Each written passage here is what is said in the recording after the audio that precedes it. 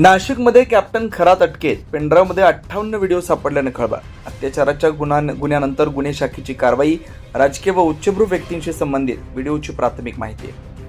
नाशिक शहरात स्वतःला राजकीय भविष्यवेत्ता व अंकशास्त्रज्ञ म्हणून ओळख निर्माण केलेल्या अशोक खरात उर्फ कॅप्टन खरात याला नाशिक गुन्हे शाखेने मंगळवारी मध्यरात्री अटक केली. 35 वर्षीय महिलेवर अत्याचार केल्याच्या तक्रारीनंतर सरकारवाडा पोलीस ठाण्यात त्याच्या विरोधात गुन्हा दाखल करण्यात आला होता. अटकेनंतर गुन्हे शाखेच्या पथकानं कॅनडा कॉर्नर परिसरातील त्याच्या कार्यालयाची झडती घेतली. यावेळी पोलिसांनी एक पेनड्राईव्ह जप्त केला. त्यामध्ये तब्बल 58 व्हिडिओ आढळून आल्याची धक्कादायक माहिती समोर आली. या व्हिडिओमध्ये काही राजकीय नेते, मंत्री, वरिष्ठ अधिकारी, सेलिब्रिटी तसेच उद्योजक महिलांचा समावेश असल्याची प्राथमिक माहिती पोलिसांना मिळाली. सदर व्हिडिओचा वापर ब्लॅकमेलसाठी करण्यात आला होता का याचा तपास सध्या सुरू आहे.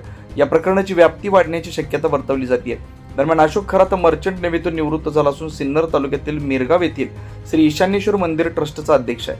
गेल्या काही वर्षात त्याने कॉस्मॉलॉजी एक्सपर्ट म्हणून स्वतःची प्रतिमा तयार केली होती. अनेक राजकीय व सामाजिक क्षेत्रातील व्यक्ती त्याच्याकडे मार्गदर्शनासाठी येत असल्याचं सांगितलं जातं. बुधवारी पहाटे सुमारे 3 वाजता त्याला ताब्यात घेण्यात आलं. आज त्याला न्यायालयात हजर करण्यात येणार आहे. पोलिसांकडून सीसीटीव्ही फुटेज व इतर तांत्रिक पुरावे गोळा करण्याचं काम सुरू आहे.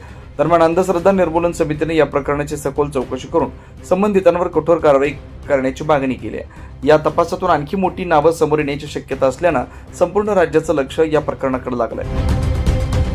पोलीस स्टेशन सरकारवाडा येथे CR नंबर 74/2024 असा गुन्हा दाखल झालेला आहे. फिर्यादीच्या तक्रारीवरून भारतीय न्यायसंहिता कलम 64, 74, 351 आणि जादूटोणा प्रतिबंधक कायदा कलम 3, कलम 1, 2 प्रमाणे हा गुन्हा दाखल करण्यात आलेला आहे. तपास चालू आहे. क्राईम ब्रांच युनिट 1 आणि गुंडा पथक तपास करीत आहे. काय तक्रार होती सर? फिर्यादीच्या तक्रारीवरून FIR दाखल करण्यात आलेली आहे. काय तक्रार होती? काय घडलं? आपण काय गुन्हा दाखल केला? ती महिलेच्या तक्रारीवरून गुन्हा दाखल करण्यात आलेला आहे. महिलेचं नेमकं काय फिर्यादीमध्ये म्हणणं काय होतं? काय तक्रार काय होती तेवढंच? शारीरिक शोषणाबद्दलची तक्रार. सर कुठले कलम? भारतीय न्यायसंहिता कलम 74, 64 आणि जादूटोणा प्रतिबंधक कायदा कलम 3, 2, 1 प्रमाणे गुन्हा दाखल केला. सर जो आरोपी आहे तो आरोपी नेमका कोण आहे? तो काय करतो? त्याची पातळी आहे? ती महिला त्याच्याकडे का जात होती? सध्या तपास चालू आहे.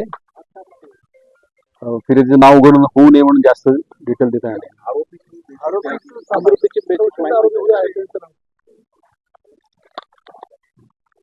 सध्या तरी नाव अशोक खरात म्हणून आलेलं आहे. किती महिलांच्या तक्रारी आहेत?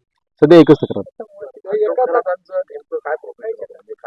काय अजून काहीच निष्पन्न. जस्ट गुन्हा दाखल झालेला आहे. अजून तपास चालू केलेला आहे. ते ज्योतिषी होते, भविष्य सांगतात, अंकशास्त्राचा अभ्यास आहे अशी माहिती मिळते आहे. महिलांचं शोषण करतो त्याची चर्चा आहे. नेमकं आपल्याकडे काय तक्रार आलेली होती आणि आपण काय पुढे तपास करतो? महिलेने जी तक्रार दिली त्याच्याप्रमाणे गुन्हा दाखल करण्यात आलेला आहे आणि अजून त्याच्या प्रोफेशन बद्दल अजून तपासात काही निष्पन्न झालेलं नाही. आज नेमका पहिलाच दिवस आहे. तपास सुरू आहे. तर काही व्हिडिओ देखील आहेत.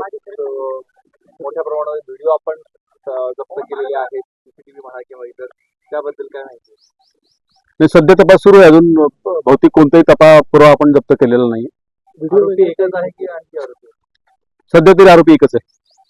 महिलेने तुमच्याकडे जी फिर्याद सांगितली त्या फिर्याद सांगत असताना तिने काय एलिगेशन केलेले आहे?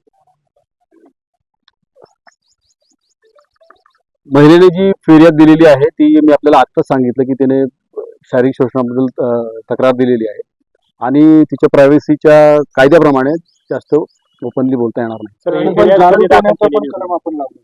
हो, ते तिथे अट्रॅक्ट होतं ना म्हणून लावलेलं आहे. सर फिर्याद ही कधी दाखल झाली? 2022 हा, काल दाखल झाली ना रात्री. नाही, हे प्रकरण कधी होतं? प्रकरण कधी 2022 होतं?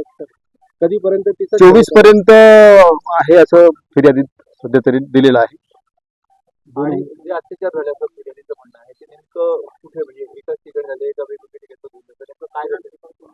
प्राथमिकता तरी एकाच ठिकाणी झालं तर दिसते. तपास अजून सुरू आहे. 24 लाईव्ह महाराष्ट्र न्यूजसाठी मुकेश मुंजे, नाशिक.